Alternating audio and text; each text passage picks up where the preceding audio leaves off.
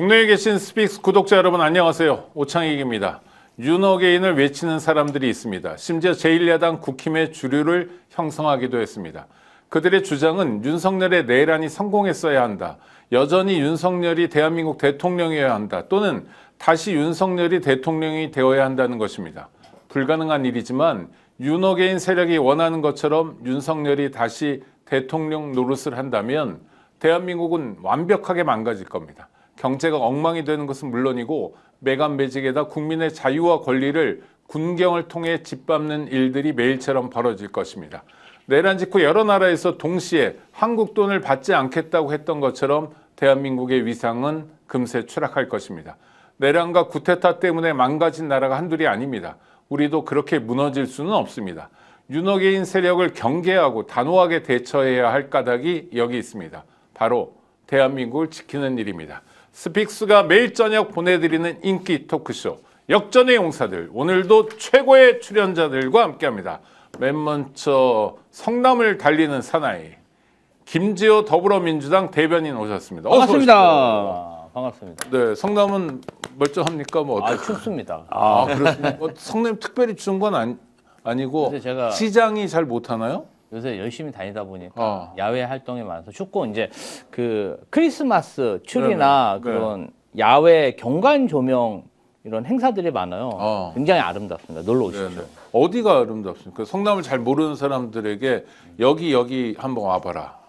저는 좀 판교역 쪽 한번 오시면 교통도 좋고 굉장히 네. 볼거리가 많다. 먹거리도 많습니다. 예, 많고 네. 이제 쇼핑센터도 굉장히 큰 백화점이 있고 굉장히 좋습니다. 네. 또요 하나 더. 약간 구도심이라고 그러나 수정 중원 이쪽. 저는 모란시장 한번 모란시장. 와보셨으면 좋겠어요. 지금도 모란시장이 옛날에는 무슨 개고기로 좀 악명이 있었는데. 다 없어지고 염소탕으로 바뀌었고 그렇습니까? 4일 9일 네. 이때 가면은 저도 그렇게 많은 사람들이 오는 줄 몰랐어요. 5일장을 하는군요. 예, 모란시장에.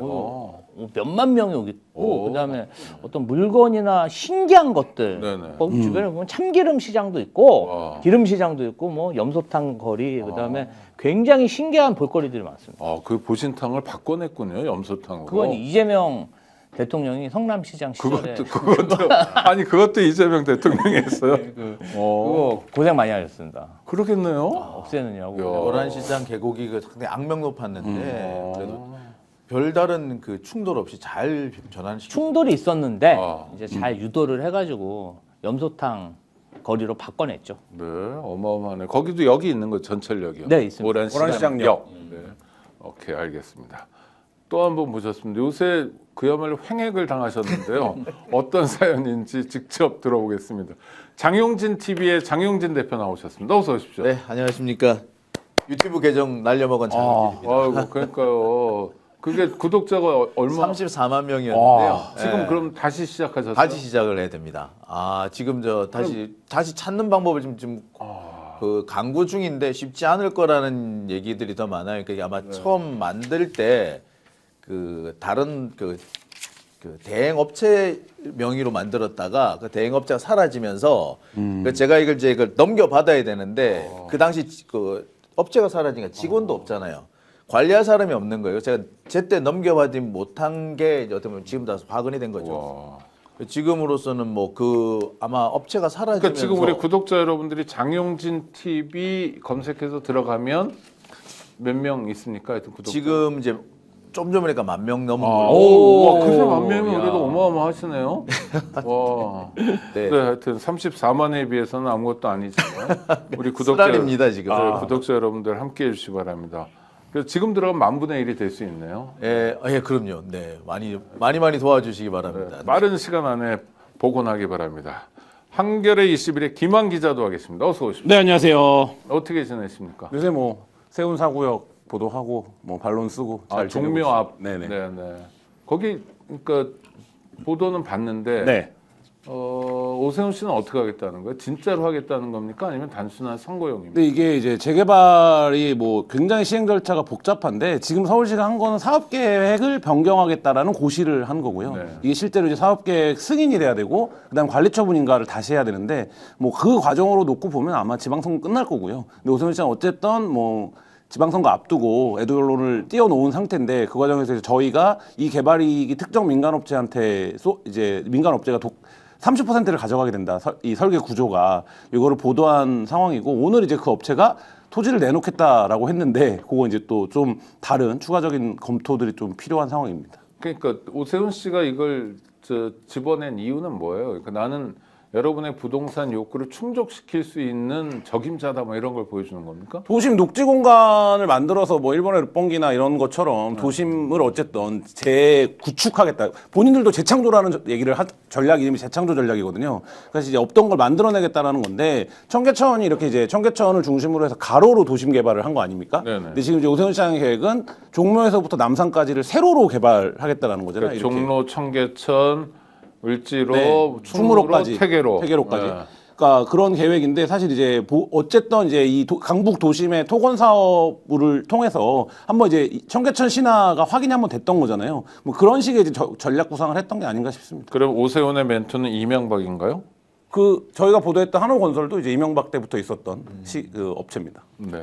일종의 그 오세훈식 뉴타운 계획 이렇게 보시면 될 것 같습니다. 저는 그 역대 가장 최악의 그 포퓰리즘 정책이 뉴타운 정책이라고 생각합니다. 이명박 당시 서울시장이 했던. 네. 그래서 솔직히 뉴타운 정책이 과거의 재개발이나 그 재개발하기 위해서 철거하는 것과 아등에 다를 바가 없는데 약간의 그 좀 겉포장지를 바꿔가지고 엄청난 것들을 만들었고 광풍이 불었지 않습니까 한때? 그렇죠. 예, 그게 그리고 이름을 잘 지은 것 같아요. 뉴 타운 그러니까 예. 뭔가 있어 보이고. 이것도 마찬가지죠. 뭐 도심 생태축 재창조라는 공적 외피를 쓰고 있는 건데 실제 내용을 들어가 보면 이제 거기에 있는 거를 초고층 빌딩으로 올리겠다, 용적률을 올리겠다라는 계획인데 이 재개발과 용적률 문제는 뭐 어떤 외피를 쓰더라도 사실 이게 이제 돈의 전쟁이 될 수밖에 없는 건데 지금 이제 구조가 굉장히 안 좋은 구조인 거죠. 민간이 개발 이익을 다 가져가는 구조로 짜여 놓은 거니까. 그런 지금 말씀. 오세훈 시장이나 아마 또 건설업자들은 지금 김한 기자가 엄청 미울 거예요.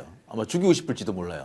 자기가 더 먹을 수 있는데. 사실 지금까지 기자들은요 이런 뭐 재개발 정책이나 뉴타운 정책이 있으면 띄우기 급급했어요. 솔직히 말해서 뉴타운이 그렇게 엄청난 것도 아무것도 아닌데 엄청난 것처럼 받아들여졌다 누가 해준 겁니까? 기자들이 해준 거거든요.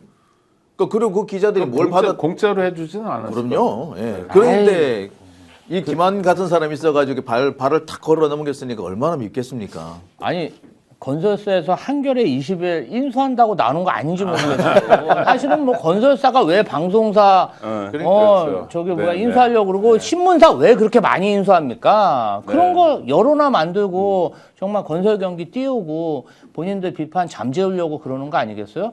제가 이제 도시계획 전문가가 그 종묘 앞에 1000% 네. 뭐 그분 얘기는 거야. 종묘가 문제가 아니고 자기는 그런 도심에 1000% 용적률을 한다는 걸 믿을 수가 없다는 거예요.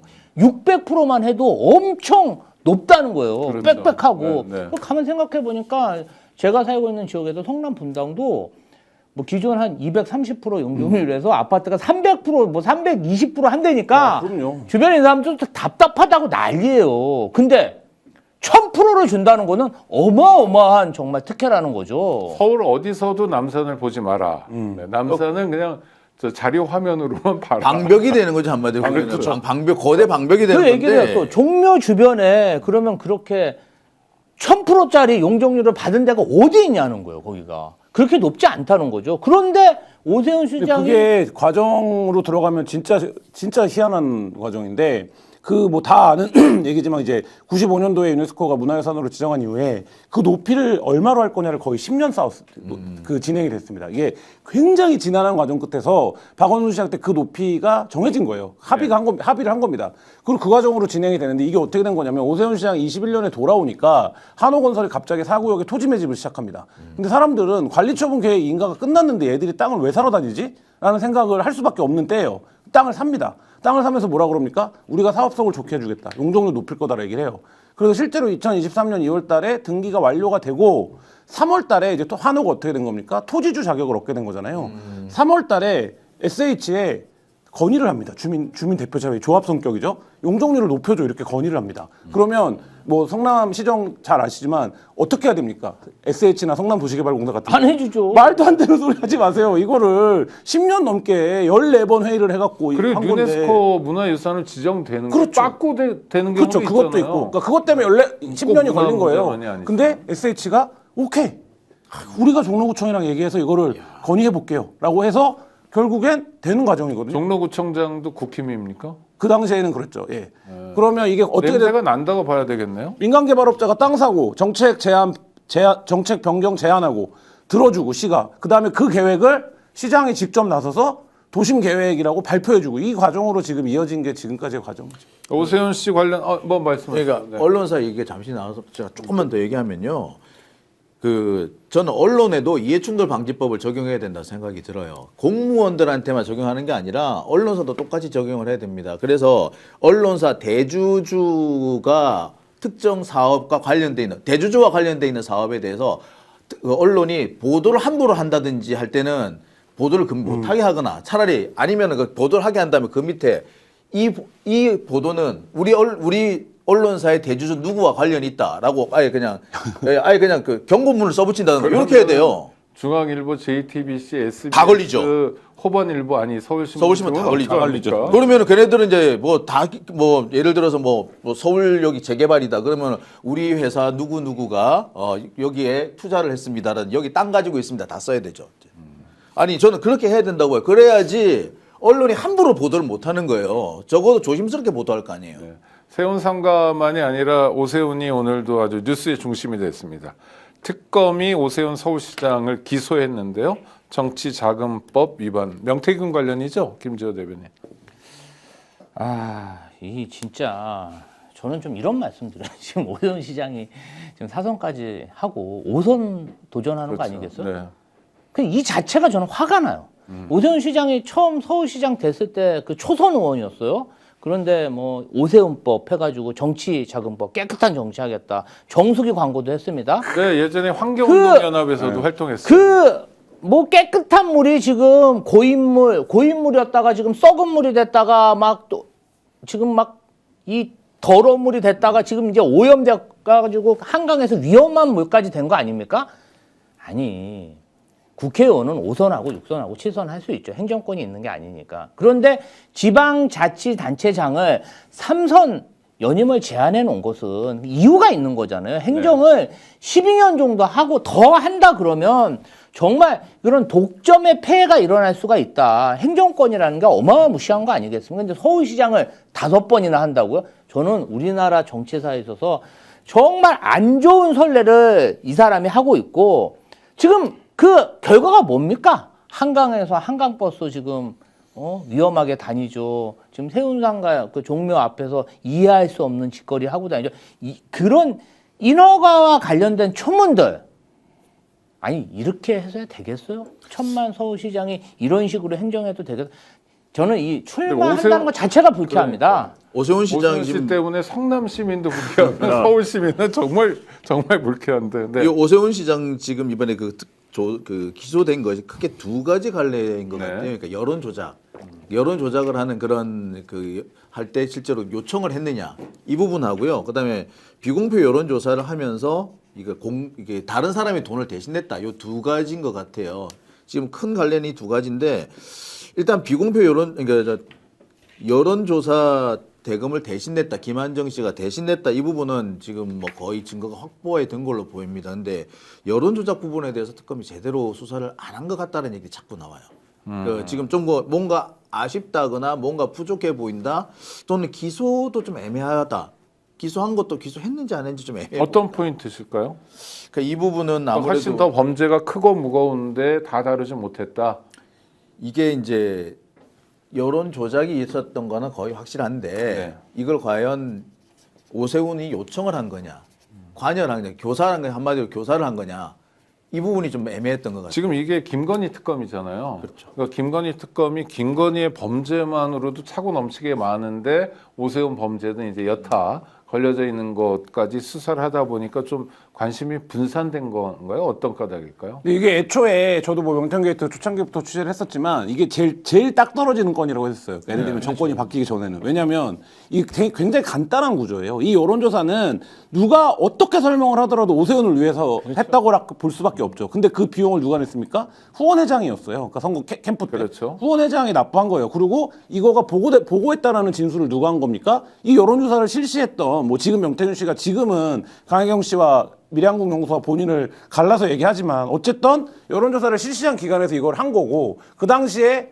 정치적 상황과 맥락을 보면 어떤 겁니까? 나경원 후보가 너끈히 이기는 상황이었고 그래서 굉장히 큰 사무실을 얻고 이제 나경원 후보가 누가 봐도 나오는 상황이었는데 오세훈 후보가 이걸 뒤집는 과정에 대한 이게 모멘텀이 필요했고 그 모멘텀을 만들기 위해서 명태균과 오세훈이 만났다는 얘기는 이미 한 1년, 한 몇 개월 전에 녹취가 다 나왔던 내용들이에요. 그러니까 사실 이거는 한 가지밖에 안 남아있죠. 그러니까 이 여론조사가 조작이냐 아니냐 이거는 사실 오세훈 씨의 혐의는 아닐 수 있죠. 이거는 명태균 씨 혐의인데 오세훈 씨가 이걸 인지했느냐 못했느냐 그러니까 두 가지 인지죠. 예를 들면 이 여론조사 자체를 인지했느냐 그다음에 김한정 씨가 돈을 낸 거를 인지했느냐 요 두 가지를 놓고 특검이 쫓아간 거예요. 근데 오세훈 씨가 인지했다라는 건 오세훈 씨는 그 당시에 내가 수십 개의 여론조사를 받아보고 하는데 내가 특별히 이거를 더 챙겨볼 이유가 없었다라고 설명을 하고 있지만 어쨌든 오세훈 씨 핸드폰에서 다운로드 받은 파일이 나왔어요. 근데 이제 그게 공표되기 전 시점상이나 이런 걸로 봤을 때 인지했다라는 거는 확인이 된 거고 객관적인 증거로.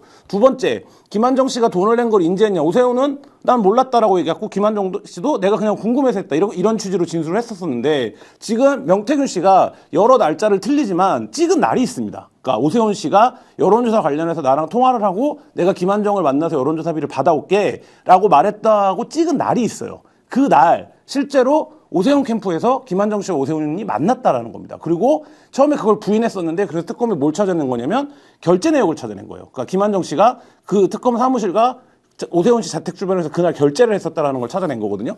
그러니까 이렇다라고 보면 이제 이 사건의 꼴은 뭐 오늘 불구속 기소를 하긴 했지만 꼴 자체는 뭐 더 빼고 넣고 보태고 할 게 없이 이게 이제 범죄 혐의로 입증되는 틀은 완성이 된 거죠. 보면 그렇게 여론 조작을 하죠.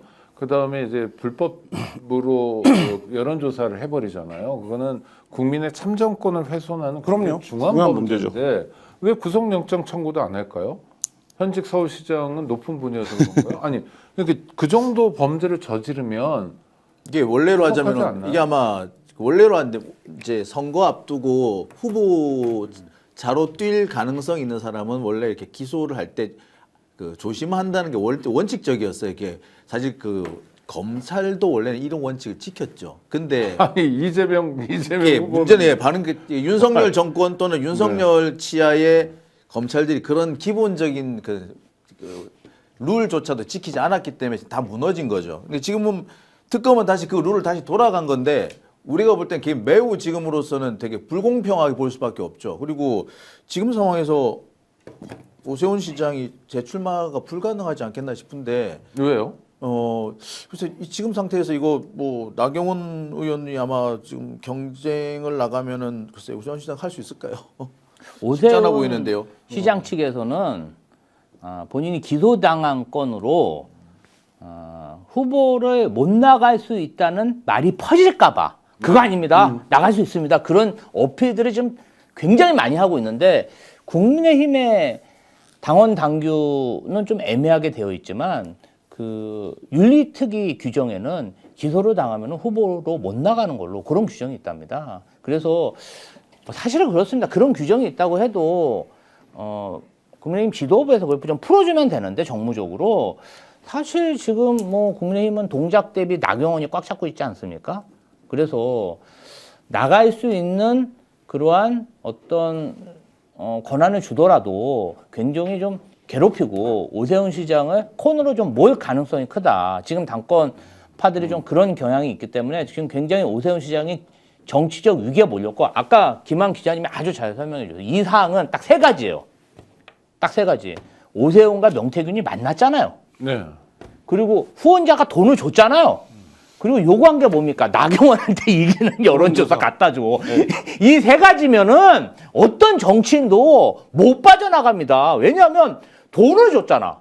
돈을 뭐 50만 원만 줘도 잡아가는데 그렇죠. 3,300만 원을 오세훈 시장 여론조사에 일반인이 그 돈이 아무리 썩어 남아가도 그걸 왜 줍니까? 그렇잖아. 뭔가 목적이 있는 그럼요. 거잖아요. 네. 그것도 최소한 3,300이라는 거잖아요. 그리고 그 김한정이라는 사람이 나중에는 그 제보자 하신 그 여성분 강혜경 국장 회유하려고 하죠.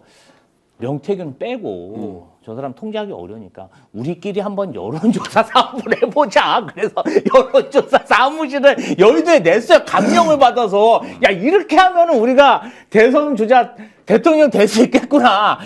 판을 만들어낼 수 있다. 야 이렇게 조작하면 되는데 명태균은 뭐 말도 많고 요구하는 것을 빼고 실무자인 당신과 내가 한번 여론조사 회사를 한번 차려보자 해서 사무실도 지금 네, 냈다는 거 냈었죠. 아니겠어요?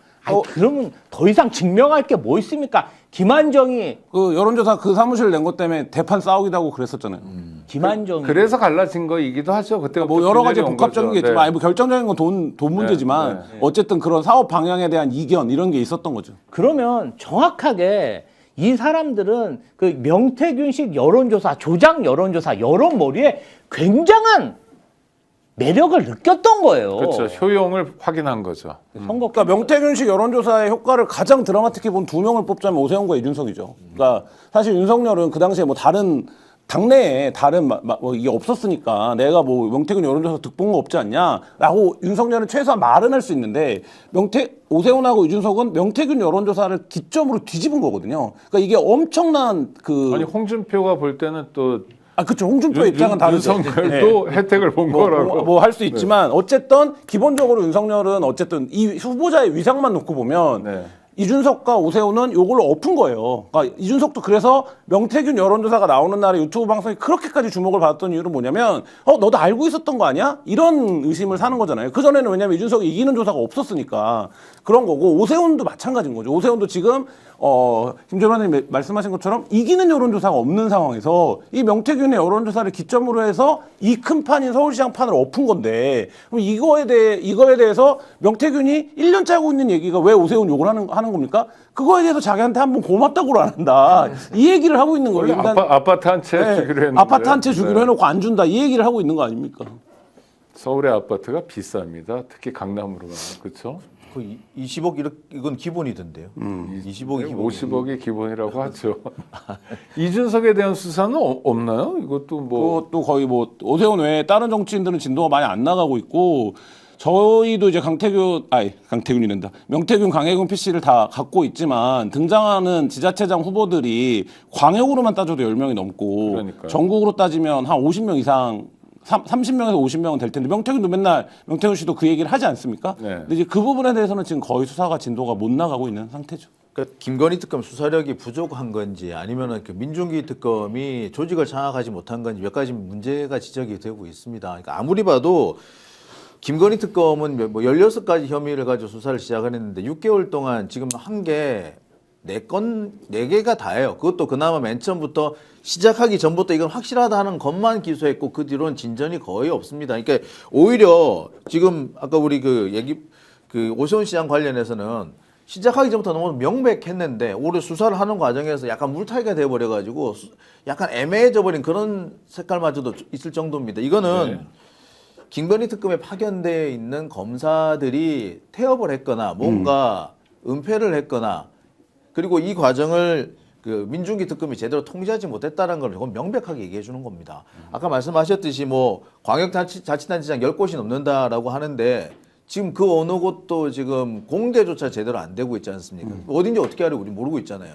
그러면 이것도 좀 일정하게 한계를 보이는데 민주당 지도부가 최근에 뭐 제2특검 얘기도 했잖아요. 뭔가 안전판을 국민 입장에서 마련해야 되는 거 아닙니까? 그러니까 최소한 10명 이상의 광역 단체장 또는 후보들이 연루된 사건, 30명, 50명의 기초 단체장들이 연루된 사건, 어마어마한 사건인데 요거 하나만 보더라도요. 그거 말고 뭐 김건희도 여죄 부분이 너무 많고 또 김건희 혼자 범죄 저지르는 게 아니라 뭐 한 학자랑 같이 저지르고 누구랑 저지르고 이런 거잖아요. 그럼 이거 뭔가 그러니까 이게 제2특검입니까? 뭐 답이 뭐 국수본으로 보내야 돼요? 그러니까 어떻게? 이게 제가 볼 때는 이게 네. 뭐 제2특검도 좋고 뭐 국수본으로 보낼 수도 있고 다 보낼 수 있는데 기본은 지금에 있는 검사들한테 수사를 의존해서는 안 된다는 겁니다. 지금 김건희 특검이 여러 가지 시간이 지금 6개월 정도 줬는데 결론을 못 낸 이유는 뭐냐? 결국 그 상황을 전부 다 검사들이 통제했기 때문에 현직 검사 파견돼 있는 현직 검사들이 네네. 수사를 좌지우지했기 때문에 이렇게 된 겁니다. 얘네들 한 게 뭐예요? 나와가지고 집단 항명이나 한 것밖에 더 있습니까? 그렇죠. 거기 경찰관들도 파견돼 있는데 제일 높은 계급이 총경이거든요. 네. 사실 총경은 4급이고 검사는 시작부터 3급이니 게임이 안 되는 관계 사이였을 것 같기도 하고. 근데 지금 뭐 특검 수사를 비판적으로 보려면 한도 끝도 없죠. 예를 들면 그 양평 고속도로 관련해서 아직 원희룡 조사가 있다는 얘기도 못 들어봤잖아요. 그리고 그게 지금 서기관이 어디까지 진술한 겁니까? 경제 1분과 인수위 경제 1분과에서 관심 사안으로 내려왔다라고 진술한 거 아닙니까? 네. 그 경제 1분과의 분과장은 최상목이었고 간사는 추경호였어요. 네. 근데 그 조사 못 해본 거 아닙니까 아직? 그다음에 위원장은 원희룡이. 네, 위원장 원희룡이었고 뭐 그런 사항들이 굉장히 많고 그다음에 지금 이제 얘기되는 건들 중에서도 이 공천 개입과 관련해서도 이 사건의 출발점이 뭡니까? 김영선 공천이잖아요. 그렇죠. 김영선 공천을 했을 때 윤상현 공천 공관위원장이고 이준석 대표였는데 이 부분도 아직 정리가 안 돼 있어요. 그러니까 예를 들면 김영선 공천을 줬다는 걸 온 국민이 그 녹취를 듣고 그렇게 떠들썩했는데 그 부분에 대해서 지금 어떻게 의율해서 기소할 건지도 정리가 안 돼 있는 상태고 지금 그 구속된 김상민 검사건 이건 다른 선거예요 또. 네네. 그럼 이 사건에서 딱 집어서 김상민만 개입을 한 건지 김상민은 그림을 사다 준 혐의가 있으니까 그걸로 지금 기소가 된 건데 그럼 이 공천에서는 어떤 영향력을 행사한 건지도 전혀 지금 아니 그래서 제가 안 나와 여쭙는 있는 건 제가 편견인지 뭔지 모르겠지만 특검이든 법원이 국힘 쪽으로 상당히 기울어져 있다 이런 느낌이 약간 드는데 저만의 편견인가요? 아니면 아니, 팔이 안으로 굽는다라는 안으로. 얘기가 있는데 네네. 제가 지금 이 부분도 이 김건희 특검이 제대로 활동할 수 없었던 이유가 사실 김건희 특검 우리가 왜 합니까? 사실 검사들이 잘못했기 때문이잖아요. 검사들 수사 안 했기 때문 그렇죠. 아닙니까? 네, 도이치 근데 모터스도 그 수사를 또 검사한테 맡겼어요. 음. 특검이라고 합니다만 검사가 잘못해서 특검을 했는데 그 특검의 주류가 검사들이면 이 수사가 제대로 될 리가 없었잖아요. 그러니까 이 검사들은 자기 팔이 안으로 굽었기 때문에 생기는 문제였던 거고요. 또 한 가지는 그러면 왜 그런 검사들을 특검의 주류로 만들었느냐? 그건 민중기 특검의 잘못이죠. 근데 민중기 특검 같은 사람이 판사 출신이잖아요. 네. 판사들이 기본적으로 검사에 대한 신뢰가 어마어마해요. 검사들에 대한 신뢰가 있기 때문에 뭔가 검사와 관련된 문제 제기가 되더라도 설마 검사가 그랬겠느냐는 식으로 출발합니다. 그래서 이 문제가 생겼다고 봐야 돼요. 즉, 그 소위 말하는 법조 카르텔 여기에 우리가 지금 갇혀 있는 거다 여전히. 이 법조 카르텔을 깨지 못하면 특검이 됐든 뭐가 됐든 수사 성과 나오기 어렵죠. 알겠습니다. 오세훈은 서울시장 선거에 나오나요? 나오겠죠. 민주당에서는 뭐 김민석 총리가 나오나요? 김민석 총리는 여론조사에서 본인 이름 빼달라고 오늘 요청했다고 합니다. 그건 완전히 안 나오겠다는 뜻입니까? 그렇죠. 아니면 아니 근데 조직 구성원이 조직에서 필요하다고 당신 아니면 안 된다. 여론조사 결과도 지금 그렇게 나오더라고요. 그런데- 김민석 총리가 오세훈을 상당히 많이 앞서는 여론조사 결과들이 나오고 있잖아요. 그런데 아직 선거 기간이 좀 남아 있잖아요. 네네. 그리고 이제 뭐 일부 여론조사에서는 지금 뛰고 있는 후보군들도 오세훈 시장을 압도하는 여론조사가 나오고 있기 때문에 저는 모르겠어요. 선거 시점이 돼서 김민석 총리가 아니면 서울시장에 우리가 이기기 힘들다. 그러면 그때 가서 또 정무적 판단을 하겠죠. 근데 지금은 좀 이르다. 상황은 또 얼마든지 바뀌어질 수 있다. 이렇게 봅니다. 부잣집인 것 같아요. 네? 부잣집인 것 같아요. 민주당에? 네. 그렇습니까? 네, 부잣집인 것 같아요. 그러니까 서울 수도권과 여기서는 확실히 후보자들의 면면이나 이런 거를 봐도 부잣집인 것 같고 말씀하신 대로 지금 다른 후보가 나가도 이기고 지금 국민의힘이 룰 개정하는 걸로 보면 다른 변수 빼고 뭐 명태균 무슨 뭐 세운상가 이런 거 빼고 한강버스 빼더라도 지금 룰에서 오세훈이 이길 수 있냐도 국민의힘 내에서 의견이 엇갈려요. 근데 이런 상황이라고 놓고 보면 오세훈보다 더 경쟁력이 없는 후보가 뽑힐 가능성이 커 보이는데 이 룰상 보통 지방선거는 현역이 프리미엄이 있잖아요. 그렇죠.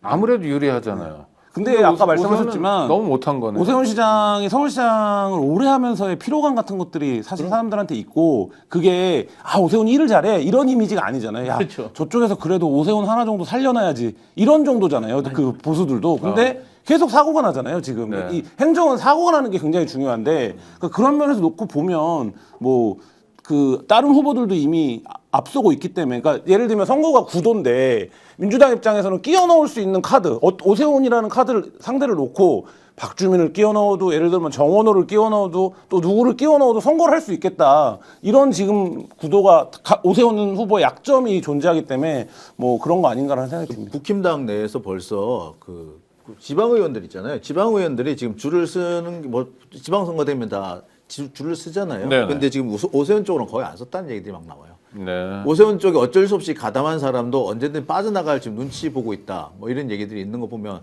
뭐 결국에는 다른 사람이 되지 않겠나 싶습니다. 추경호도 내일이네요. 네. 영장 나오나요? 안 나오나요?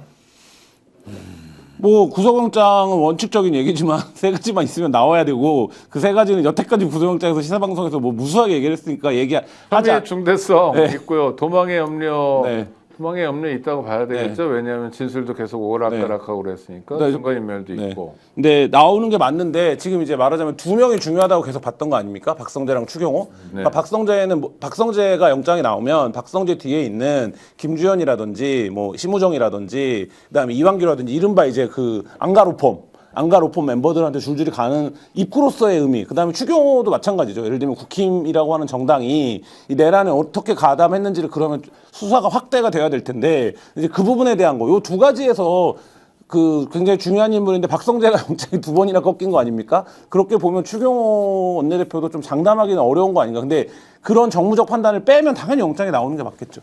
지금 추경호도 그렇고 박성재도 그렇고 이 두 사람이 만약 영장이 나온다든지 하게 되면 바로 어디로 이어지느냐?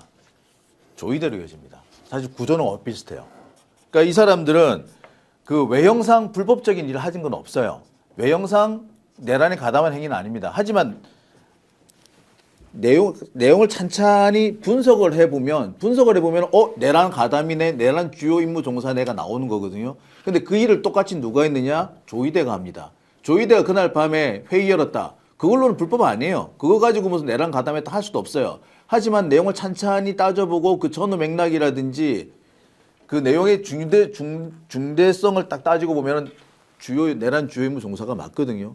그러니까 추경호나 박성재 영장이 나온다는 얘기는 조이대 영장이 나온다는 거 거의 비슷합니다. 그러니까 추경호나 박성재 영장이 안 나오는 거는 결국 조이대 때문에 안 나온다고 보시는 게 맞아요. 아니 그러니까 서울중앙지법의 영장 전담이 수원에서 온 3명의 친구들에 의해서 좌우되고 있고, 그중에 내일 영장 실질 심사도 이정재가 하게 되는데, 그럼 또 이 농간에 말려가는 거 아니냐? 아니 이제 최근에 MBC가 코리아 리서치 통해 갖고 네. 11월 21일부터 22일까지 내란 관련해서 여론조사 했지 않습니까? 네네. 그래서 12.3 불법 계엄은 내란이다.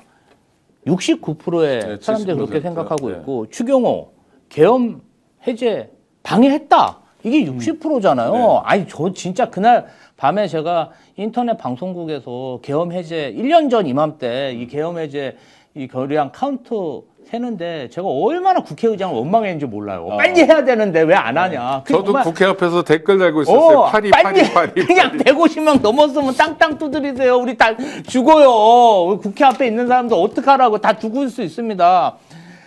얼마나 분통이 터졌어요. 그때 저는 진짜 추경호, 그다음에 조이대 대법원이 그날 아침에 와가지고 뭐 계엄이 절차대로 됐는지 안 됐는지 한번 따져봐야 되는데 진짜 분노가 치밀어 오르더라고요.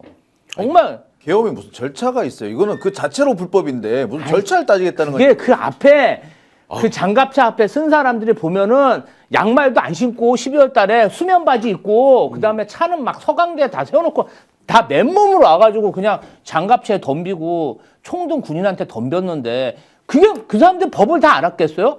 본능적으로 그렇죠. 국회 가서 우리가 민주주의 지켜야겠다고 하는데, 추경호, 아니 제일 국회 지켜야 될 국회의원들 1년에 연봉이 1억이 넘고 9명의 보좌진에 각종 특권이란 특권, 사회 지도층 인사라는 국회의원 90명이 국회를 피해서 도망갔잖아요. 그 빌미를 추경호가 준 거 아닙니까? 아니 빌미가 아니라 오다를 때렸잖아요. 오늘 국민의힘 가지마, 국회의원들 한 하는 거지, 가지마. 얘기가 그거예요. 계엄 해제 결의안에 대해서 국회의장의 공지를 충분히 우리한테 알리지 않았다. 그 당시에 국민의힘 단톡방 대화 내용도 보면요. 막 국회로 갑시다. 이건 막아야 됩니다. 그런 주장하는 사람들 많아요. 네. 그런데 추경호와 추경호를 따르는 그 친윤 몇 사람이 우리 당사로 모여야 되지 않을까요? 이렇게 바람을 잡아가면서 대다수의 국민의힘 의원들이 역사의 죄인으로 만든 거 아잖아요. 저는 이 부분 관련해서 만약에 추경호 구속 안 되잖아요. 당리 당략속으로는 민주당이 호재입니다. 이게 또 쥐들이 또 잘했다고. 12월 3일 날 이건 거야. 추경호 구속 안 됐으니까 우리는 내란 책임 없다, 무죄다, 사법부가 이런. 국민들이 인정할 수 있겠어요? 절대 인정 못 하고요. 정말 승복을 할 때는 깨끗하게 승복하고 죄값 받으면 돼요.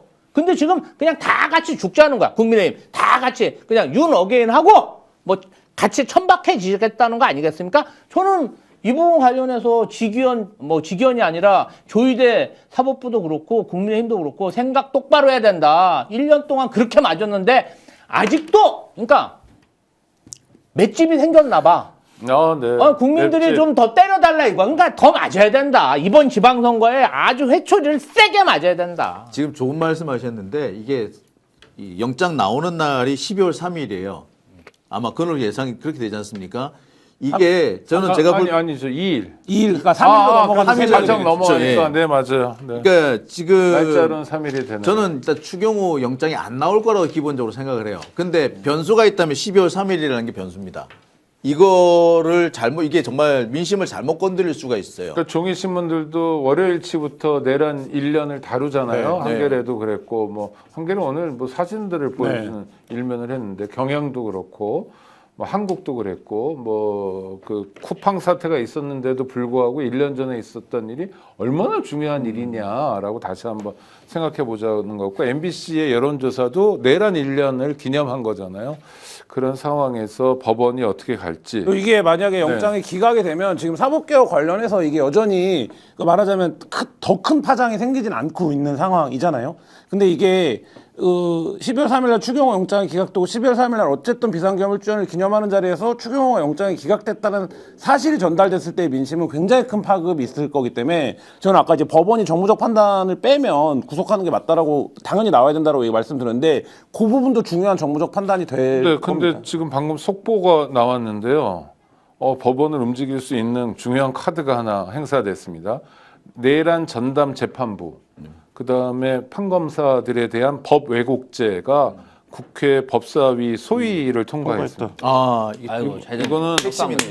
법 왜곡죄. 아유 법사위. 법 왜곡죄가 진짜 저희가 중요한 문제. 2년 전부터 토론하고 국회에서 막 그래서 저걸 했는데 제가 빌드업을. 알죠. 그러니까 같이 했잖아요. 알죠. 우리가 열심히. 고생하셨어요. 왜냐하면 이게 실제 처벌하든 안 하든 독일의 사례가 있는데 있는 거하고 없는 거하고 다르거든요. 그러면은 판사들이 제가 좀 쩔 수 임명의 있죠. 공직자인데 조모 행정관이라고 있습니다. 지금 대통령실 근무하는데 그분이 고생 많이 하셨어요. 많이 했죠. 네, 익명. 이게 법 왜곡죄 이게 정말 중요한 문제인 것이 우리나라 판사 검사들이 법을 자기들 장난감처럼 다루고 있다는 느낄 때가 한두 번이 아닙니다. 이게 이렇게 처리되는 법이 아니라고 교과서에서 배웠는데 희한하게 판검사들에 의해서 뒤집어지는 사례가 너무나도 많습니다. 지금 뭐 우리 지금 천대엽 대법관 같은 경우도 그래요. 이분이 대법관이 되는데 가장 결정적인 역할을 했던 게 뭐냐면 그 디지털 증거법 관련된 내용입니다.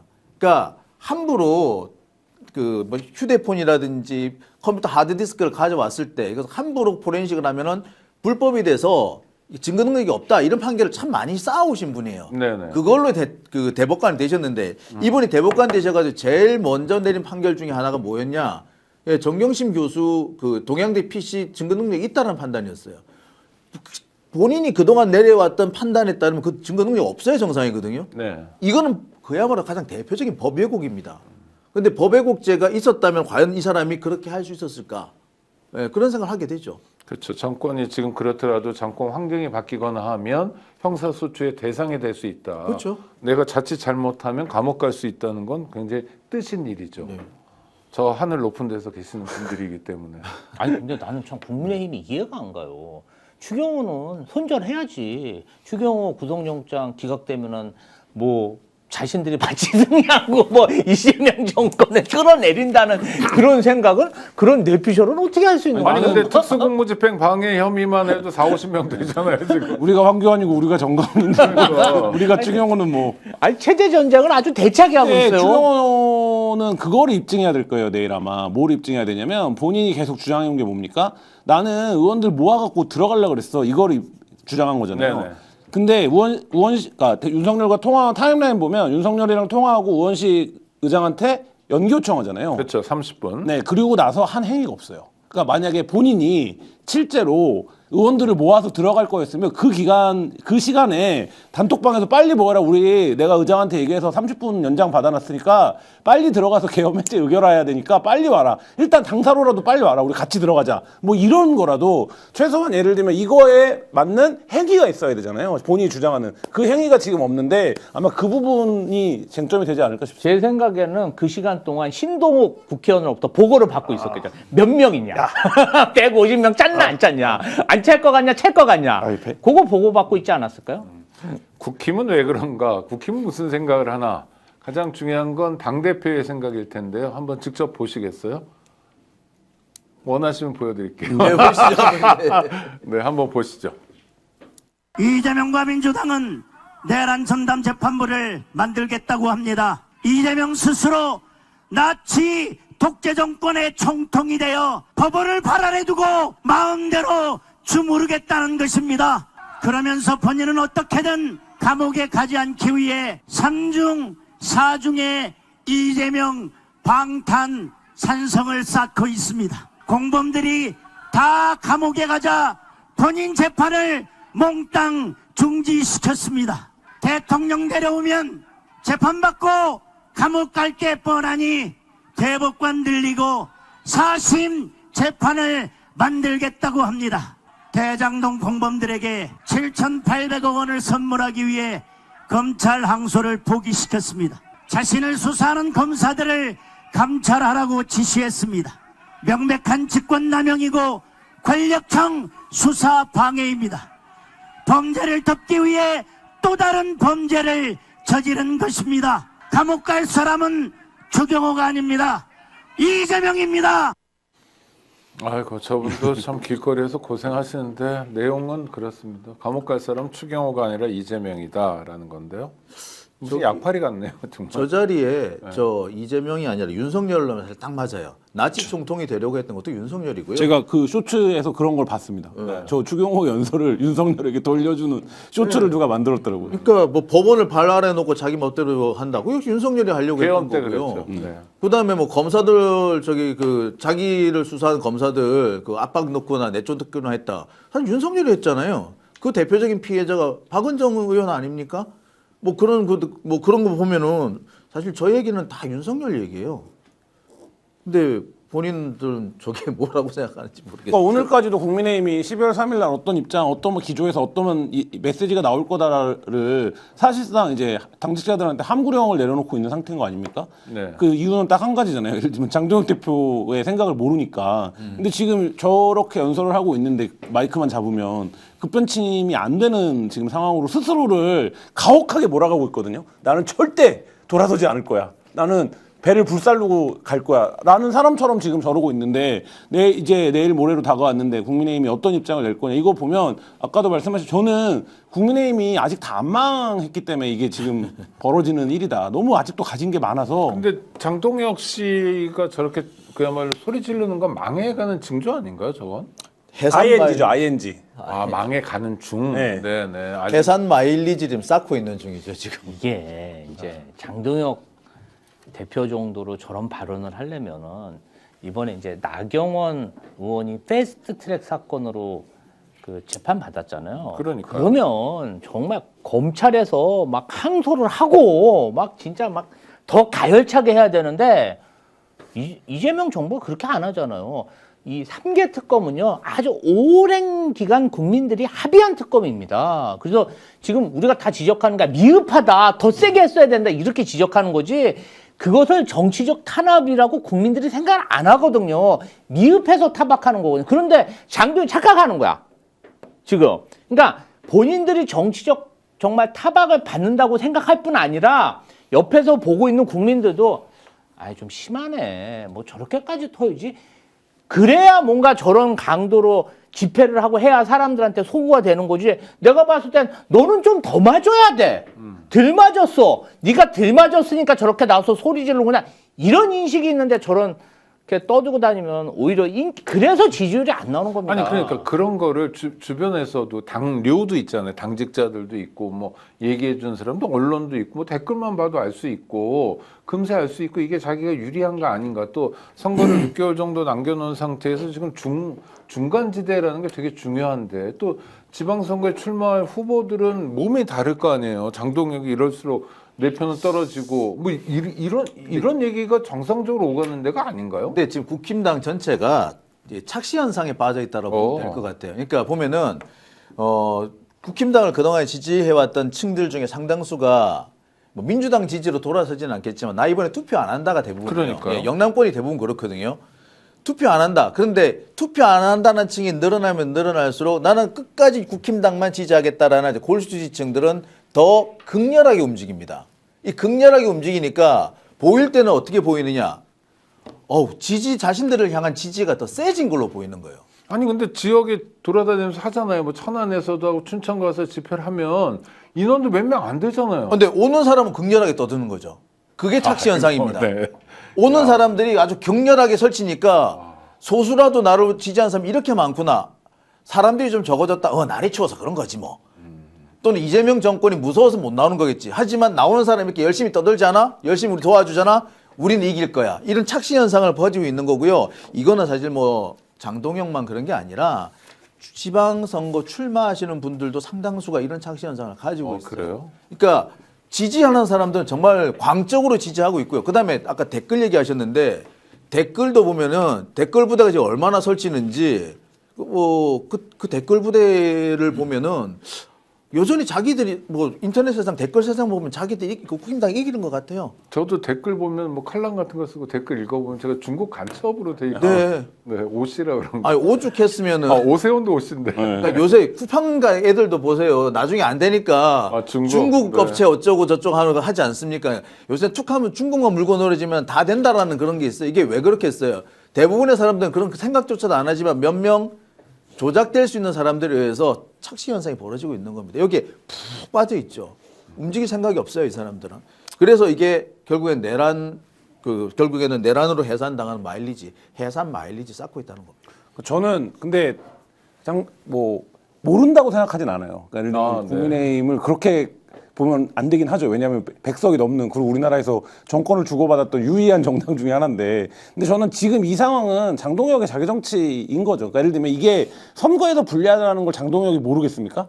아는데 이 선거는 길게 보면 장동혁과는 상관이 없는 선거라는 인식이 있으니까 저렇게 행동하는 거예요. 당대표인데요? 예, 그러니까 어차피 져요. 어차피 지는 건 명확한 거고, 지금 국민의힘이 기댈 수 있는 유일한 선거 구도는 뭐냐면, 야 그래도 민주당 못 찍겠다는 사람들 다 긁어 모아서 한번 고기가 맥스다. 그러니까 우리가 뭔가 매력을 어필해서 우리가 정책으로 승부를 봐서 우리가 좋은 인물을 내서 민주당을 이길 수 있다라는 전략이 아니라 어차피 이건 지는 선거인데 우리가 그러면 맥스를 할 수 있는 게 뭐냐? 저쪽을 저쪽이 못 찍겠다고 하는 사람들을 다 모아보자.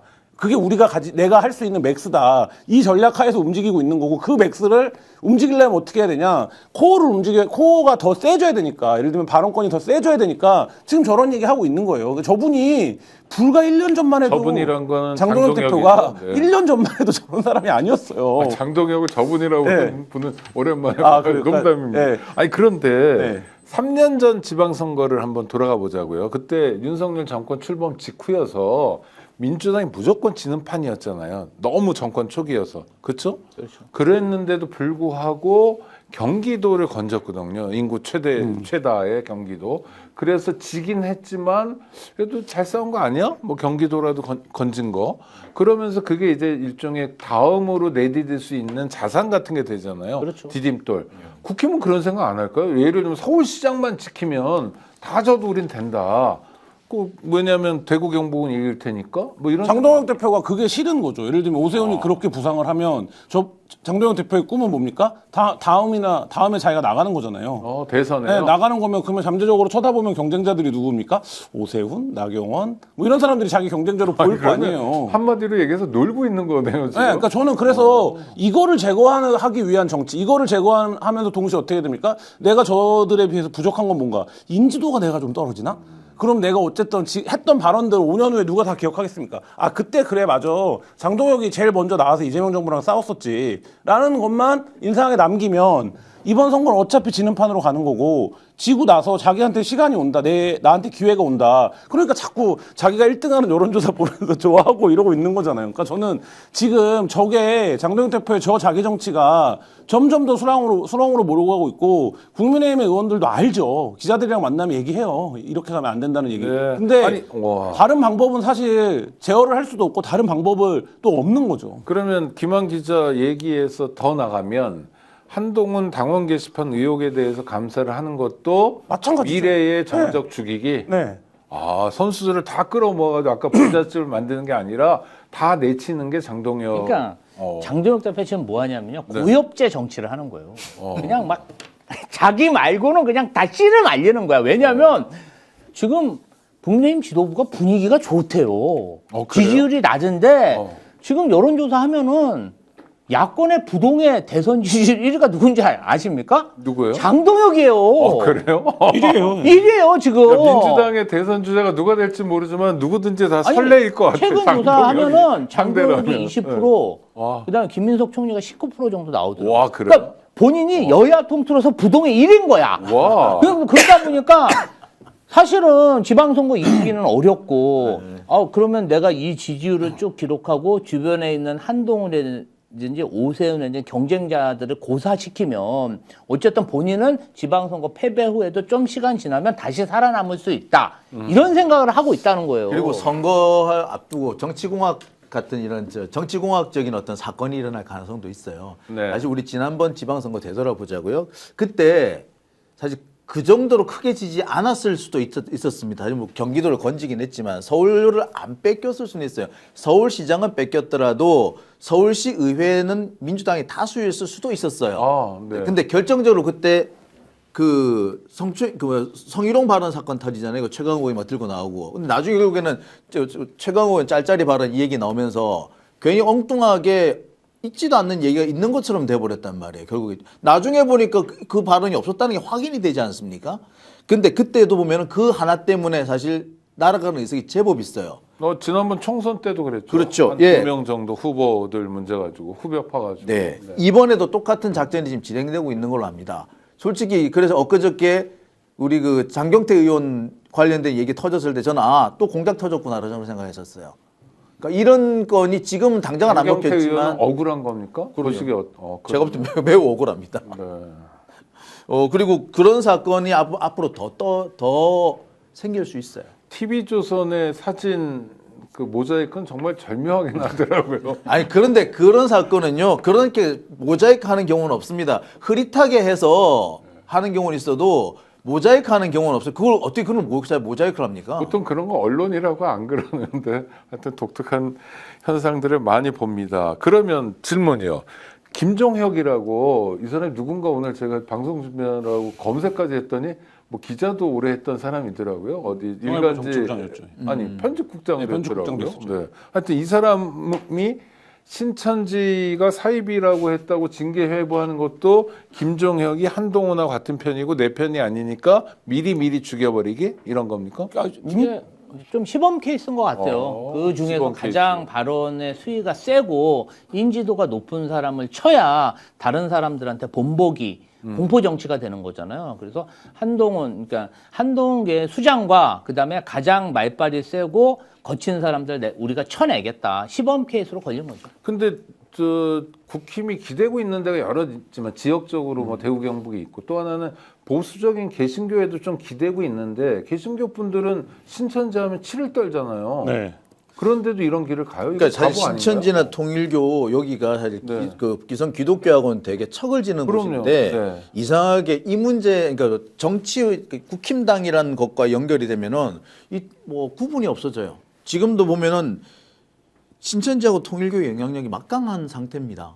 그래서 이것 때문에 그 사실 김종혁 씨가 그 좀 징계 대상이 오른 거라고 볼 수 있어요. 아니 그렇지 않고서 이렇게 될 이유가 없어요. 그러니까 이게 이 국민의힘이 선거 자체를 내가 매력이 있어서 찍는 선거가 아니라 저쪽이 싫어서 우리를 찍어로 가면 네. 기독교는 건드릴 필요가 없죠. 기독교는 어차피 우리를 찍어요. 그러니까 국민의힘 입장 그 노선에서 보면 통일교 신천지가 확대해요. 네, 그 노선에서 보면 그러니까 어차피 구구 기독교는 우리를 찍는 거예요. 아무리 내 욕을 해도 저쪽이 더 밉기 때문에 우리보다는 나를 찍을 거야. 그러니까 우리는 누구랑 가야 돼? 더 확장을 하자. 이게 이제 그 노선인 거고. 아니 김건희가 대통령 부인이 되는데 뭐가 부족해서 기독교 메인스트림이 아니라 통일교랑 손을 잡겠습니까? 이런 거를 놓고 보면 당장에 그리고 이 사람들은 뭐가 됩니까? 그러니까 메인스트림화 시켜주면 뭐를 합니까? 조직을 대고 돈을 대잖아요. 그거를 충성을 하잖아요. 너를 내가 메인스트림화 시켜줄게. 그럼 지금 기대고 있는 당장 얄팍하게 선거에서 뭐 집단 가입도 할 수 있고 할 수 있겠죠. 지금 당원 구조나 이런 걸로 봤을 때 뭐 그런 거에 기대는 정치를 하고 있는 거죠. 아니 근데 이재명 대통령 지지율이 지금 평균 한 60% 정도 나온단 말이에요. 그다음에 이제 계속 외교적 성과도 쌓이고 어쩌고 그러면 갈수록 자기네 입지는 좁아들잖아요. 그럼 우리도 뭘 잘하는 거를 보여줘야 되는 뭘 거가 잘하는 게 아니라고요. 자꾸 잘하는 게 생각이 안 나는데 잘하는 걸 보여줘라 그러면 더 괴롭죠. 잘하는 거 생각이 안 나요. 그냥 잘 모르겠어요. 뭘 잘할 수 있는지도 이제 그러니까 그냥 그거 없는 거예요. 제가 그냥 나쁜 놈이에요. 제 싫은 사람 나 찍어요. 이거 말고는 지금 전략이 없는 거예요. 아, 이번에 국감 전략 보세요. 국감이 어쨌든 야 우리가 뭐 내란도 하고 비상계엄 뭐 하지만 우리가 실력으로 한번 보여주자. 야 우리가 여의도에서 처음으로 정책 정당을 표방했던 정당의 후신이고 이번 국감에서 야당 오랜만에 됐으니까 한번 보여주자. 이런 자세로 나오는 국회의원 한 명도 없어요. 국민의힘. 그게 지금 보면은 국민의힘이 1차 세계대전에 패전한 독일 같아요. 그러니까 어렵잖아요. 뭐 전장 배상금도 내야 되고. 아니 그렇지만 바이마르 공화국을 만들고 독일은 그때 약간 눈부신 모습도 있었어요. 아니, 양차 그러니까 대전 중간 시기에. 뭐 그런데 결국은 힘드니까 나치 아, 그렇죠, 이렇게 된 그렇죠. 거잖아요. 30년대 전체주의로 이후에. 가고 있는 이 모습이 뭐냐면 저희도 민주당도 힘들 때가 있었습니다. 네네. 22년도, 23년도 굉장히 힘들었어요. 그때 뭐 당내 왜냐하면 이런 큰 선거에 2번 연속 지면요 분위기가 좋을 수가 없어. 그리고 다 니 탓 내 탓해. 네네. 네가 잘했다 내가 잘못했다. 근데 그런 것들을 이재명 대통령이라는 유능한 지도자가 니 탓 내 탓 안 하고 다 끌어안고 물론 국민의힘에서는 저희 이간질 시키냐 뭐 사람들 숙청하지 않았냐 총선에서 발라내지 않았냐 이렇게 얘기하지만 그런 것들도 제가 볼 때는 굉장히 최소화됐었어요. 죽어도 나는 이재명 대표를 지도자로 내가 이렇게 인정 못 하겠어. 네네. 그래서 자당 대표를 그때 그냥 검찰에 상납한 사람들, 그런 사람들 당원들이 용서 못 한 거지. 이재명 대표는요, 누구 찍어서 저 사람 공격해. 저 사람 때문에 내가 당대표 못 하겠어. 저 사람 뭐 배제해, 감사해. 그런 적 한 번도 없습니다. 그러니까 좌표 찍기 안 했다. 안 했죠. 이제 그런 것들이 저는 그때 참 답답했습니다. 사실 답답했는데 지금 생각해 보면 큰 선거에 2번이나 진 야당 대표 지도자가 이 헝클어진 이 정당 조직을 어떻게 보듬어서 원팀으로 만들어야 되냐 그런 좋은 선례를 만든 거예요. 그런데 지금 이제 국민의힘 보면요, 진짜 나치 전체주의자들 같아요. 아니, 근데 우리랑 싸우는 것보다 그냥 친한계 인사들 니들 때문에 우리가 대통령 탄핵했고 니들 때문에 우리가 정권을 잃어버렸고 니들 존재 자체 때문에 우리가 앞으로 선거에 못 이길 거야. 그 원인을 다 내부에서 찾고 있어요. 그게 뭐가 됩니까? 안 되지. 한동훈이의 행보는 어떻게 되나요? 글쎄 한동훈은 뭐 그럴 만한 역량이 되나요? 이를테면 예전에 뭐 정당을 새로 만든다든지 근데 또는 제가 뭐 저 개인적으로 한동훈이라는 사람을 조금 옆에서 지켜본 바로는 이 사람이 글쎄 그 현란한 기술을 쓸 줄은 알지만 내실이 있다고 보기는 어려워요. 특히 무슨 정책을 만든다거나 할 수 있는 사람, 제도를 설계할 수 있는 사람 그런 사람이 아닙니다. 그러니까 이 사람은 누가 뭐 어떤 틀을 짜놓으면 누군가 어떤 결론을 내놓으면 그거를 가지고 꾸밀 수 있는 사람일 수는 있어요. 헤어드레서는 될 수 있을지 모르겠지만 네네. 이 사람이 뭔가를 만들어내고 뭔가를 창출을 해서 이렇게 어떤 뭐 국가 비전을 보여준다거나 또는 어떤 우리가 가야 될 방향을 제시한다거나 이런 걸 할 수 있는 능력 자체가 없는 사람이에요. 다만 이 사람을 워낙에 꾸미는 걸 잘하다 보니까 우리가 그 사람이 엄청나게 능력이 있는 걸로 착각할 따름이에요. 기껏 해봤자 나와서 결국 이게 얼굴 들이미는 이런 거밖에 못하는 사람이니까 이걸로 자기는 이렇게 얼굴 들이밀고 유튜브 하는 걸로 자기가 뭐 다시 정계 복귀할 수 있다고 생각하는 착각하는 사람입니다. 할 수 있는 게 그거밖에 없어요. 한동훈의 미래도 별로 뭐 불투명이네요. 없다고 보기 가깝네요. 지금 지방선거에도 못 나올 거 아닙니까? 그 장동익 입장에서는 죽여버려야 되니까 택도 나오겠죠. 없고. 예. 솔직히 그다음에 국회의원 되려면 앞으로 2년 반 있는데 그것도 어려운 거고. 한동훈은 지금 겉에 보면은 올라올 수 있는 최고치 이상을 왔어요. 본인 능력이 10이라면 지금 한 150 정도. 아니, 그렇습니다. 예, 본인 능력이 100이라면 150 정도 와 있다고 보시면 맞아요. 그러니까 여기 내일은 없다는 거 아니에요? 한동훈의 그렇죠. 내일. 예. 그리고 당장 본인 능력 있는 상황이라 하더라도 지금 국힘당 내부에서 누가 지금 한동훈을 쳐다봅니까? 아니죠. 그리고 뭐 지금 국힘당을 끌고 가는 사람이 아주 극렬한 극우 진영들인데 그 극렬한 극우 진영들은 하나같이 한동훈을 뭐 대머리 뭐 완전 깎은 그런 이런 그러면 대머리 사진 올려놓고 뭐 배신자를 그런다는 둥 뭐 살모사를 그런다는 둥 이런 얘기 하고 있는데 일단 아무런 비전이 없죠. 그러면은 한동훈 대표 보면 좀 답답한 게 네네. 뭐냐면요. 한동훈 전 대표는 윤석열 전 대통령하고 샴쌍둥이에요. 그냥 숙명적으로 연결된 사람이야. 그리고 근데 그 고리를 윤석열이 끊어주잖아요. 아니, 그러니까 빨갱이라고 그러고 죽여버린다고 끊었다고 생각하지만 끊어질 수 없는 사이인 거야. 물론 예를 그런데, 들면 그거야. 비대위원장을 했다가 당대표에 나왔을 때 친한계 패널들하고 얘기가 뭐라 그러냐면 한동훈만큼 윤석열을 잘 아는 사람이 없기 때문에 한동훈이 당대표가 돼서 윤석열을 잘 관리해갖고 윤석열 정부를 성공한 정부로 만들자고 했어. 근데 결과는 뭡니까? 윤석열 열받게 해가지고 계엄 저지르고 한동훈은 빨갱이야. 아니 솔직히 한동훈이 사람을 열받게 하는 재능은 있어요. 엄청 열받았어. 근데 그거를 아이고. 깐족 정치라고 하는데 그거를 깐족 하면서 뭐 김건희 특검을 할까 말까 이렇게 하다 보니까 윤석열이 뚜껑이 열린 거 아닙니까? 저는 그 이유도 상당하다고 생각하거든요. 네네. 아니 그러니까 그렇게 해도 한동훈은 뭐 자기가 윤석열과 차별화됐다. 그거는 근 20년의 세월 동안 한 1년 남짓 차별화된 거잖아요. 나머지 19년은 윤석열과 한동훈은 그냥 한 몸처럼 움직였잖아요.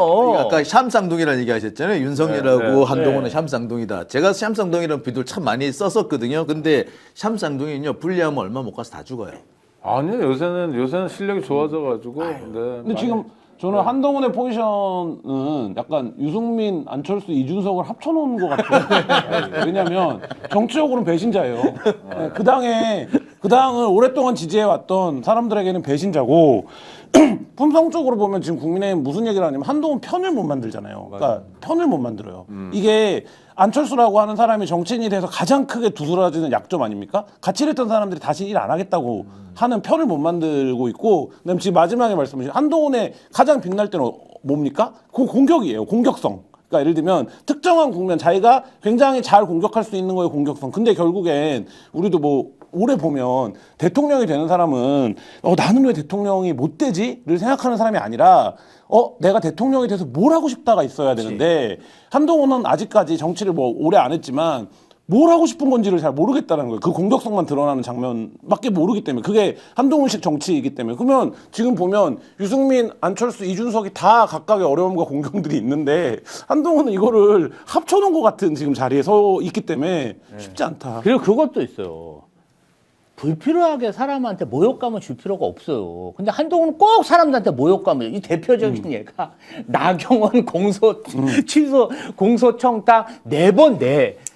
네네네. 이게 국민이 지금 다 보는 자리에서. 사실은 이번 게시판 사건의 배우가 누구라고 생각합니까? 이 게시판 감사 사건에 저는 나경원 의원의 역할도 크다고 보거든요. 나경원 의원이 지금 표면적으로 얘기를 안 하지만 아니 이재명 정권에서도 검사들이 사실은 항소를 포기한 거 아닙니까? 그랬죠. 야, 그런데 공소 청탁했는데 솔직히 들어주지도 않았어. 안 들어줬어.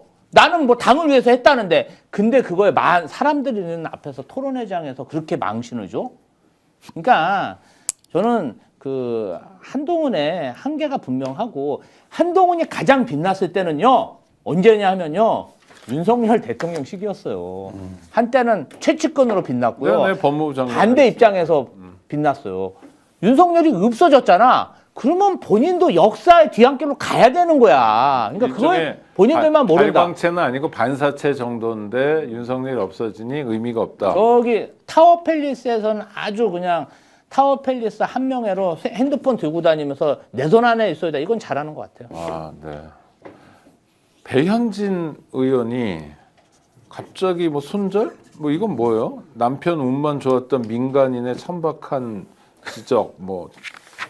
근데 이거는 장동혁의 노선하고는 또 좀 다른 거 아니에요? 아, 진짜 지금 한번 보시죠. 진정 끊어야 될 윤석열 시대와는 절연하지 못하고 윤어게인 신천지 비위 맞춘 정당이 되어서는 절대로 뭐 이런 표현들. 네. 뭐 말짱한데 저분? 선회하면 네. 어쨌든 지역구가 서울이기 때문에 그나마 현실 인식이 비교적 합리적인 때까지 와 있다라고 볼 수도 있고, 그리고 저분이 굉장히 좀 이렇게 카멜레온적인 성격이 있는 거 아닙니까? 자꾸 이제 변온동물이잖아요. 자꾸 이제 온도수를 달리 맞추는데 능하잖아요. 그러니까 뭐 정치적 풍향계다 이런 표현까지도 쓰는데, 그런 면에서 보면 그나마 이제 배현진 의원이 지역구가 수도권이기 때문에 뭐 합리적인 어떤 인식을 표하는 거를 내가 해야 정치인으로서 도움이 된다. 이 인식까지는 와 있는 뭐 그런 게 아닐까 싶습니다. 아니, 저 배현진 의원은 정치권의 아내의 유혹이야. 혹시 이렇게 점 찍고 가지는 계속 나를 바뀌죠. 만나서 이거야. 아니 그러니까 뭐 처음에 홍카콜라를 시작했잖아요. 그렇죠. 그리고 또 한참 친윤 아니었어요? 네. 아니 옛날에는 또 그 친윤으로 엄청 또 세게 했어요. 근데 갑자기 또 친한했다가 요새는 또 장동혁 대표랑 사이가 멀어졌나? 뭐가 문제 모르겠어요. 극우 국힘당 이쪽 세력 안에서 배현진 자리가 없어진 지 좀 됐다라는 얘기들이 들리더라고요. 그러니까 본인의 자리가 없으니까 본인 자리가 한동훈 옆이라고 생각했던 것 같기도 하고요. 아마 배현진 의원 같은 경우는 본인이 다음에 공천을 못 받을 수도 있다고 지금 상당히 우려하고 있는 걸로 보여요. 그래서 저렇게라도 해서 뭔가 자리를 만들겠다. 일종의 자기 정치를 하는 거다. 네. 그러면은 당장 내일 모레인데 수요일이죠. 내란 1주년 국힘이 진정성이 있든 없든 간에 제대로 사과할 가능성은 다 없다고 보시는 건가요?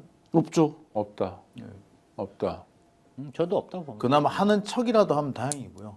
하는 척도 안 할 수 있을 것 같아요. 근데 그게 하는 척을 못하는 이유가 뭐냐면 네. 하는 척만 하면 분명히 정치는 여의도는 설명을 해야 돼요. 그러니까 예를 들면 그러면 이걸 내란으로 인정하시는 겁니까? 아, 우리가 비상계엄이 국민한테 불편을 준 거에 대해서 죄송하다고 한 거지. 이거 내란입니까 아닙니까? 이거 물어봐야 돼요. 대답해 줘야 돼요. 네네. 근데 거기까지 못 간다고요. 그러면 하나만한 효과가 날 거다라는 논의가 이길 수밖에 없어요. 차라리 안 해도 욕먹고 비상계엄까지만 사과하면 그거 또 욕먹고 어차피 하는데 하지 말자 이렇게 갈 가능성이 높아요. 칼이 이렇게 베어도 이렇게 깨끗하게 칼로 베어지면은 봉합하기가 쉬워요. 네네. 막 이렇게 막 쓸리고 막 이렇게 지저분하게 하면은 그게 막 나중에 곪고 그러거든요. 네. 지금 국민의힘이 그런 국면이라고 봐요. 뭔가 좀 하나의 입장은 정해야 될 거잖아요. 불법 계엄은 사실은 일반 국민들이나 군인들이나 모두가 못 받아들인 거잖아요. 그걸 받아들인 건 윤석열의 고위공직자들 부하 그 몇십 명만 받아들인 거예요. 5천만 국민이 못 받아들여서 실패한 거 아닙니까? 그럼 이 부분 관련해서는 그냥 지지자들한테 욕을 먹어도 그냥 선을 그어야 돼요. 근데 그냥 나 매 맞기 싫어. 그 내가 이 지지자들에도 없으면 우리 당 망할 수도 있어. 그 작은 기득권에 기대 갖고 지금 막 지저분하게 일을 하는 거예요. 그러니까 이게 제가 볼 때는 앞으로 국민의힘이 상당 부분 침체기를 피할 수가 없다. 이번 선거뿐 아니라 저는 지방선거뿐 아니라 다음에 총선까지 영향을 줄 수도 있겠다. 그런 생각이 듭니다. 그러니까 민주당이 국힘 만큼 잘못해야 이제 반격할 수 있을 거 아니에요. 근데 쉽지 않을 것 같은데요. 왜냐하면 한동훈에 따르면 이재명 대통령이 계엄을 일으킬 가능성이 있다고 하지만 그게 뭐 말하는 저도 웃긴데 그 계엄 정도 들고 나오지 않는 한은 어려운 거 아닙니까? 한동훈이 바라는 소원을 얘기한 거 봐. 계엄 좀 내려주세요.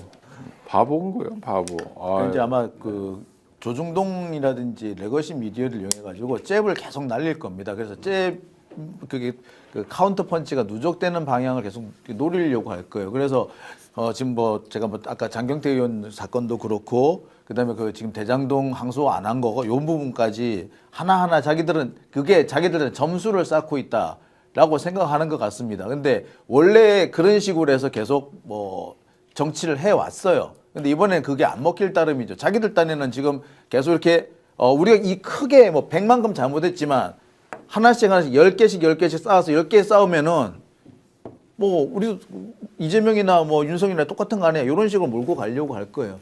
지금 아마 그 빌드업이 진행 중이라고 보시면 될 겁니다. 그런 것도 있죠. 국민들이 사실 그러한 전략에 좀 먹혀서 국민들이 선택한 게 윤석열 아니겠습니까? 네, 네. 그래서 선택했더니 이 인간이 내란을 저질렀어. 그러니까 이런 선택은 다시는 이제 그런 기회는 안 오죠. 아, 잘못된 선택하면 나라가 망할 수도 있겠구나. 이거 국민들이 안 거 아니겠습니까? 그런데 윤석열이랑 괴물이 나온 거는 또 문재인 정부의 책임도 있잖아요. 문재인 정부의 검찰총장이었다든지 또 문재인 정부가 탄핵 이후에 촛불 정부를 자임했으나 눈에 보이는 가시적인 개혁 성과를 못 냈다든지 하는 것도 영향을 미친 거 아닙니까?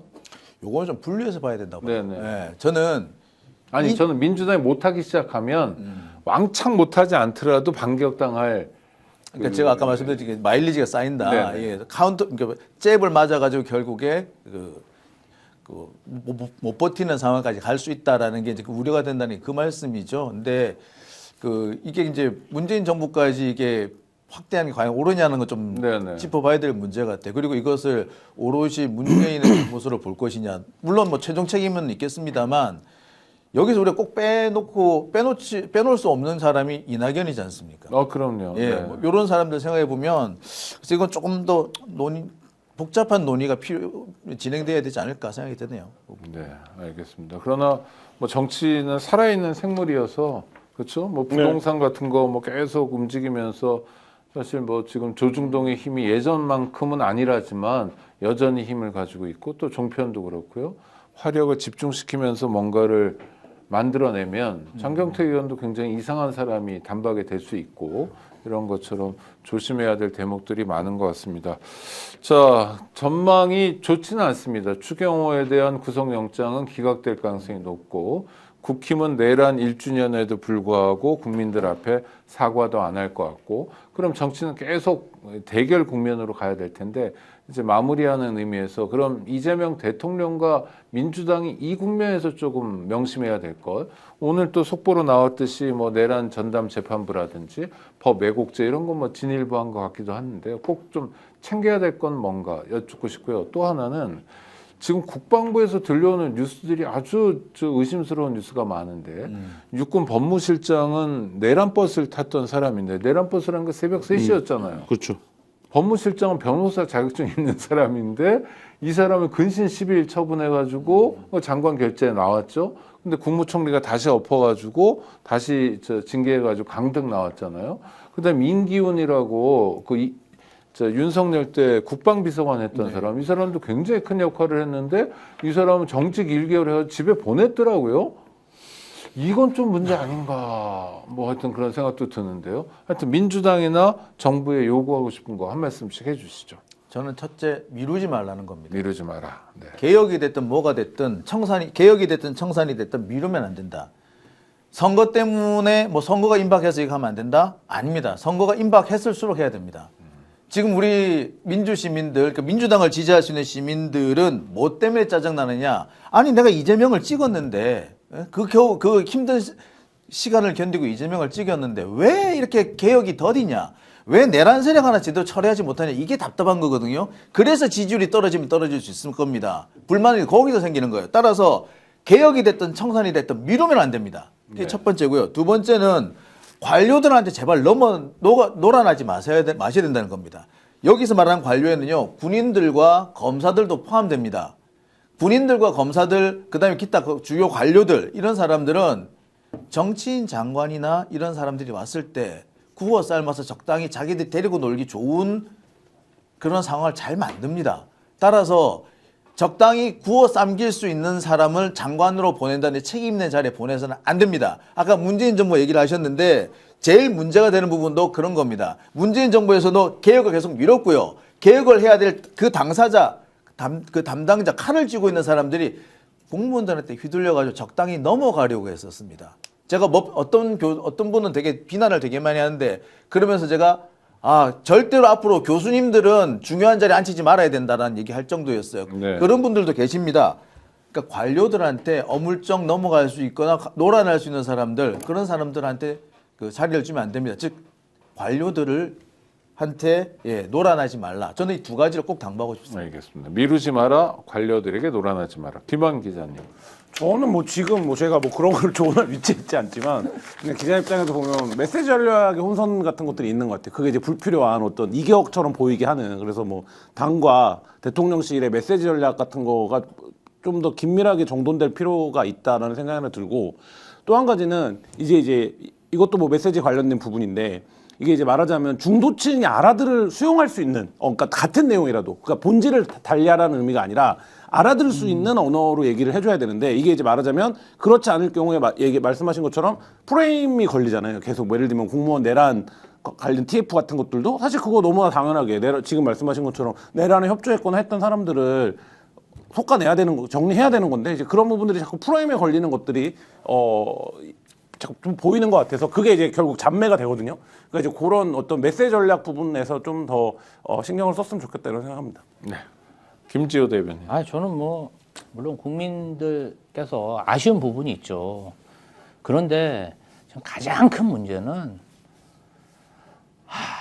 이 2%에서 서식하는 49명의 고위 공직자들, 저는 처음 봤습니다. 뭐 그런데 게시판에 글 쓰시는 분들 보면 공무원 생활 뭐 4년 차, 5년 차, 30대, 20대 중반까지 그렇게 열심히 쓰지. 40대 후반, 50대 돼갖고 검사장에 고위 공직자에 그냥 어디 가면 다 행세하는 사람들이 맨날 부장검사, 검사장들이 모여가지고 그 검찰 게시판에 글 쓰고 보수 언론이 그것도 다 그 내용이 대통령 욕하고 법무장관 욕하고 그렇죠. 이재명 정부를 부정하는 내용들, 항명하는 얘기들, 집단 행동 그런 거잖아요. 법을 가장 지켜야 하는 자들이 윤석열 때는 법을 가장 훼손하고, 지금 와갖고 민주적 절차로 뽑힌 대통령을 공격하고 법무부 장관을 공격하고, 그런 자들이 아직도 그냥 16명의 검사자들이 활동하고 49명의 2%에 서식하는 검사들, 이 부분은 진짜 인적 쇄신을 해야 된다. 저는 정말 강력히 주장하고 싶고요. 3대 특검 관계자분들 수고 많이 하셨어요. 그런데 여기서 검사들 구속되거나 수사받거나 불이익 당한 사람 있습니까? 시대가 바뀌고 문재인 정권 때도 못한 걸 이재명 정권 때도 마냥 못한다고 생각하면 전 너무 슬플 것 같습니다. 저는 그 검찰 적폐에 대한 인적 쇄신, 이번이 기회다. 이번이 마지막 기회다. 꼭 이루어졌으면 좋겠습니다. 윤석열 정권이 막판에 내란을 저질러서 그렇지 내란 직전까지는 검사 독재 정권이라 불렸습니다. 그러니까 검사 독재 정권을 어떻게 극복할 것인가에 대한 숙제가 주어져 있는데 그 숙제도 놓치지 않고 가야 될 것 같고요. 우리 구독자 여러분, 스픽스 노력하고 있습니다. 좋아요, 구독으로 성원해 주시고요. 또 주변에도 카톡방이나 텔방 같은 데서 저희 방송 좀 많이 뿌려주시기 바랍니다. 이미 알고 계실 텐데 좋은 정보 알려드리겠습니다. 더 착한 보험 파트너스, 단순 보험 가입만 하는 곳이 아니라 최적의 보험 플랜을 제안해 줍니다. 지금 가입한 보험이 여러 구독자 여러분들에게 맞는지 진단 서비스 해드리고요. 리모델링 안내부터 맞춤 상품 제안까지 해드립니다.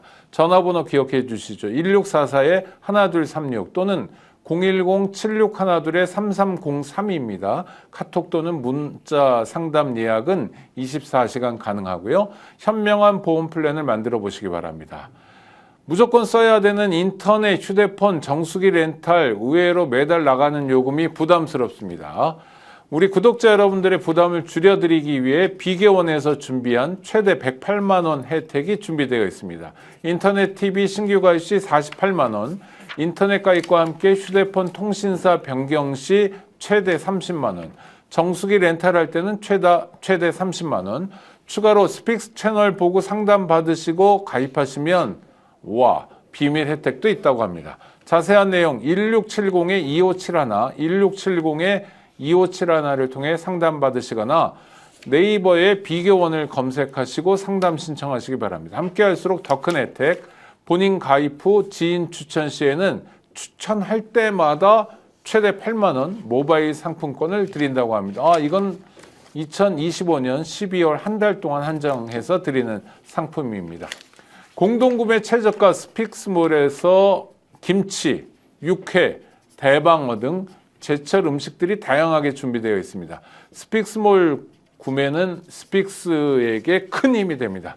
저희가 방송 제작하는데 사실 뭐 삼성, 뭐 LG, 현대차 이런 광고는 없고요. 그렇지만 저희가 구라할 수는 없고 그래서 조금이라도 좀 더 방송을 제작할 여력을 만들기 위해서 여러분께서 스픽스몰을 애용해 주시면 좋겠습니다. 후원하시는 방법 구매를 통해서도 얼마든지 가능합니다. 지금까지 김지호 더불어민주당 대변인, 장용진 TV 대표, 장용진 TV가 날아갔다고 합니다. 구독 많이 해주시고요. 김한 한겨레 21 기자와 함께했습니다. 구독자 여러분 다음 또 뵙도록 하겠습니다. 감사합니다.